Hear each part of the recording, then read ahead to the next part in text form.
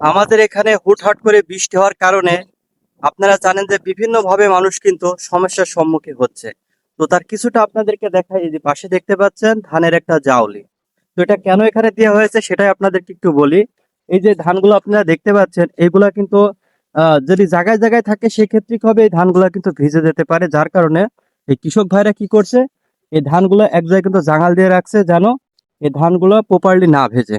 তো আপনারা বুঝতে পারছেন কি পরিমাণ সমস্যার ভিতরে কিন্তু কৃষকরা থাকে।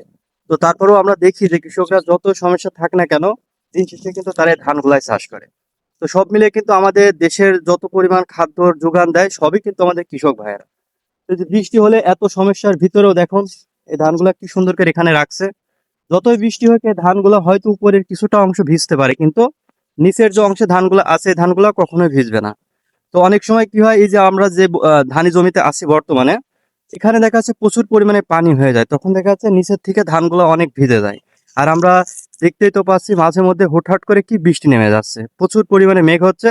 তো যার কারণে কৃষকরা এই ধান নিয়ে অনেক বেশি চিন্তিত আছে। এই ধানগুলা নিয়ে যাওয়ার জন্য কিন্তু অনেকটা সময়ের প্রয়োজন, কিন্তু সময় না থাকার কারণে এই ধানগুলা নিয়ে যেতে পারছে না। তো যার কারণে আপনাদেরকে বলি, আপনারা যারা আমার ভিডিওগুলো কন্টিনিউ দেখেন, অন্তত এই ভিডিওগুলো যেন সবার কাছে যায়। আপনারা তার জন্য কি করবেন, একটা কমেন্ট এবং একটা শেয়ার করে দিবেন, যার কারণে আপনার এটার জন্য ভিডিওটা যেন সবার কাছে আস্তে আস্তে পৌঁছায় যায়। তো যারা আমার ভিডিওগুলো দেখেন অবশ্যই দূর দূরান্ত থেকে এবং দেশ এবং দেশের বাইরে থেকে সবাইকে অসংখ্য ধন্যবাদ দিই। কারণ আপনাদের ভালোবাসাই মূলত এত দূর অব্দি কিন্তু আসতে পেরেছি। আপনাদের ভালোবাসা যদি না থাকতো তাহলে সেক্ষেত্রে কখনো এত দূর অব্দি কিন্তু আসতে পারতাম না। আর কৃষকরা কিন্তু বিভিন্নভাবে সমস্যার ভিতরে থাকে, তো সেই সমস্যা নিয়েই কিন্তু মাঝে মধ্যে আমরা কিছুটা কথা বলার চেষ্টা করি। তো এর ভিতরে অনেক ভুল ত্রুটি হয়ে যায়, এগুলো অবশ্যই ক্ষমা দৃষ্টিতে দেখবেন।